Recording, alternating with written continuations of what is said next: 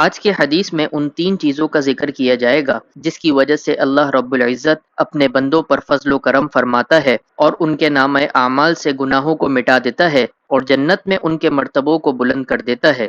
السلام علیکم، آپ دیکھ رہے ہیں مائی ڈیپ تھاٹس۔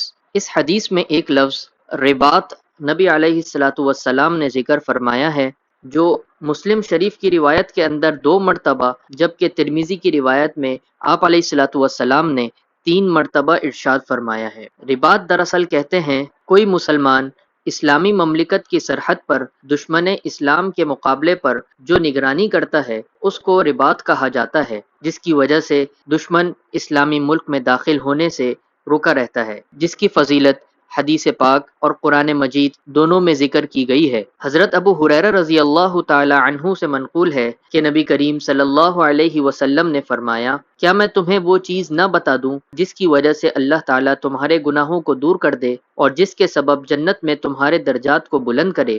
صحابہ اکرام رضوان اللہ علیہم اجمعین نے عرض کیا کہ کیوں نہیں یا رسول اللہ، ضرور بتائیے۔ آپ صلی اللہ علیہ وسلم نے فرمایا، مشقت کے وقت وضو کو پورا کرنا، یعنی کسی بیماری یا سخت سردی کے اندر پورا وضو کیا جائے۔ نمبر 2، مسجد کی طرف کثرت سے قدموں کا رکھنا، یعنی اگر مسجد دور ہے گھر سے تو اس کے لیے دور جانا یہ بھی ثواب کا باعث ہے۔ اور نمبر 3، ایک نماز کے بعد دوسری نماز کا انتظار کرنا، پس یہ رباط ہے۔ اور مالک بن انس کی حدیث میں پس یہ رباط ہے 2 مرتبہ ذکر کیا گیا ہے، اور جامع ترمذی کی روایت میں 3 مرتبہ یہ الفاظ نقل کیے گئے ہیں۔ آج کی ویڈیو کو ہم یہیں پر ختم کرتے ہیں۔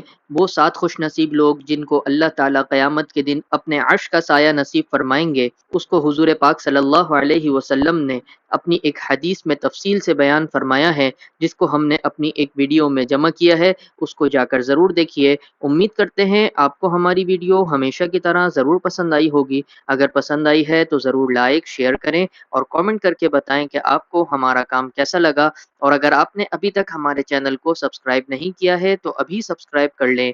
ملتے ہیں اگلی ویڈیو میں، تب تک کے لیے اللہ حافظ۔